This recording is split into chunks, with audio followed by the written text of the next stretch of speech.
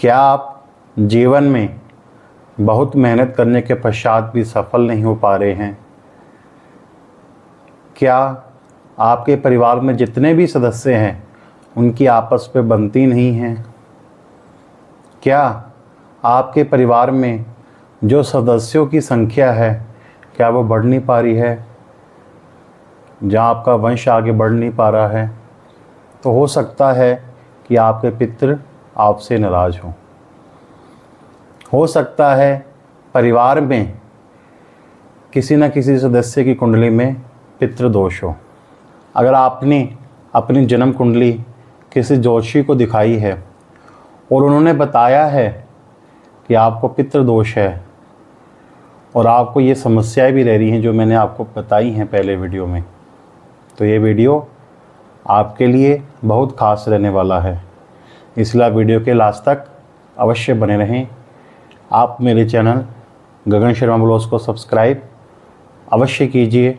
अगर आपको वीडियो पसंद आए तो आप वीडियो को लाइक करना ना भूलें। जी हाँ, आज हम बात करेंगे पितृदोष के बारे में। अगर जन्म कुंडली में किसी कारणवश पितृदोष बना हुआ है तो आपको जीवन में बहुत ही कठिनाइयों का सामना करना पड़ सकता है। आपको जीवन में बहुत संघर्ष करना पड़ सकता है। हो सकता है कि जो आपके यार दोस्त हैं, आपके मित्र हैं, आपके परिवार के सदस्य हैं, वही आपके शत्रु बनने शुरू हो जाएं। हो सकता है कि आपके मान सम्मान में कमी आनी शुरू हो जाए। हो सकता है कि आपका जो परिवार का वंश है वो आगे बढ़ ही ना पाए। हो सकता है कि आपकी दिन ब दिन परिवार में किसी न किसी सदस्य के साथ बिना किसी कारण के लड़ाई झगड़ा होना शुरू हो जाए।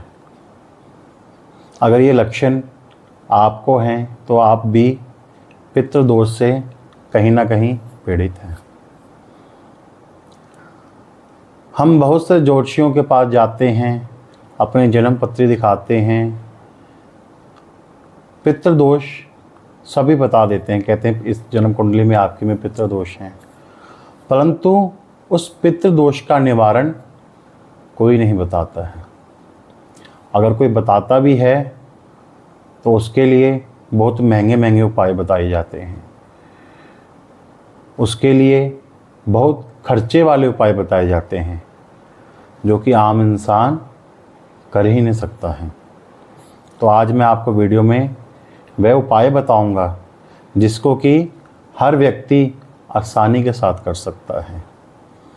अगर आप उस उपाय को करोगे तो आप देखना कि आपको बहुत अत्यधिक लाभ होगा। जी, पितृदोष में इंसान को सबसे ज़्यादा जो सामना करना पड़ता है वो नेगेटिव एनर्जीज का करना पड़ता है। जो भी इंसान जिसकी भी जन्म कुंडली में पितृदोष है, आप देखना कि उसको नेगेटिव चीज़ों का असर बहुत जल्दी होता है, या उसके ऊपर जो जादू टोने का असर बहुत जल्दी होता है। क्योंकि जो भी तांत्रिक होते हैं वो ऐसे व्यक्ति को चुनते हैं जिनका ऑरा बिल्कुल वीक हो, और जिस भी जातक की कुंडली में पितृदोष होगा उसका ऑरा आपको ऑलरेडी ही वीक मिलेगा। तो इसलिए तांत्रिक ऐसे व्यक्तियों को सबसे पहले चुनते हैं जिनका ऑरा वीक हो, और जिनको पितृदोष होगा आप देखना कि उनको नेगेटिव चीज़ें बहुत जल्दी असर करती हैं। पितृदोष के कारण क्या होता है, इंसान के मित्र धीरे धीरे कम होना शुरू हो जाते हैं। एक ऐसा समय आता है कि इंसान अकेला रह जाता है।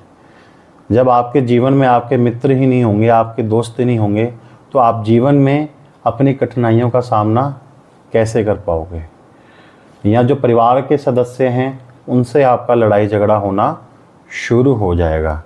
तो इसलिए आप पितृदोष की शांति के उपाय अवश्य कीजिए। सबसे पहले आप अपनी जन्म कुंडली में को चेक करवाइए, जन्म कुंडली को दिखवाइए कि उसमें पितृदोष है कि नहीं है। अगर किसी कारणवश पितृदोष है तो आप उसका उपाय अवश्य कराइए। आपको वीडियो में बहुत आसान सा उपाय बताऊंगा जिसको करने मात्र से ही आपको पितृदोष से छुटकारा मिल जाएगा। तो इसलिए आप वीडियो के लास्ट तक बने रहें।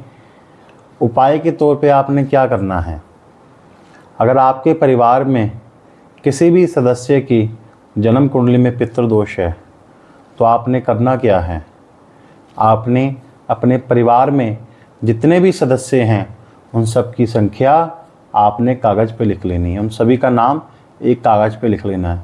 जहाँ तक भी आपका खून का रिश्ता है उन सभी का नाम आप एक कागज़ पे लिख लीजिए। आपने करना क्या है, आपने 43 दिन लगातार, अगर आप ज़्यादा नहीं कर सकते हो, कम से कम 1 रुपया सभी के सदस्यों के हिस्से का उसमें डालना शुरू कर दीजिए। आप एक गोलक भी बना सकते हैं या कोई ऐसी जगह बना सकते हैं जहाँ पे आप पैसे रख सकते हैं, या गुल्लक बना सकते हैं। तो आप उन पैसों को उसमें डालना शुरू कर दीजिए। अगर आप उन सदस्यों से 1 रुपया ले सकते हो तो ये आपके लिए बहुत ही अच्छा होगा। अगर कोई भी सदस्य किसी कारणवश अपना हिस्सा देने से मना करता है, अगर मना करता है तो उसके किस्मत का पितृदोष, जो उसकी जन्म कुंडली में पितृदोष है, वो उसी की जन्म कुंडली में वैसे ही रह जाएगा, उसको कोई भी फ़ायदा नहीं होगा।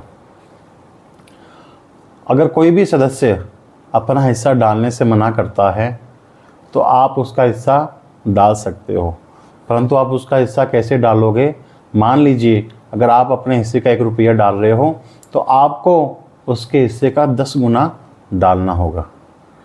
अगर आप अपने 1 रुपया डाल रहे हो तो दूसरे इंसान का, जिसने आपको पैसे नहीं दिए हैं, जिसने आपको हिस्सा नहीं दिया है, उसका आपको 10 रुपये उसमें डालना होगा।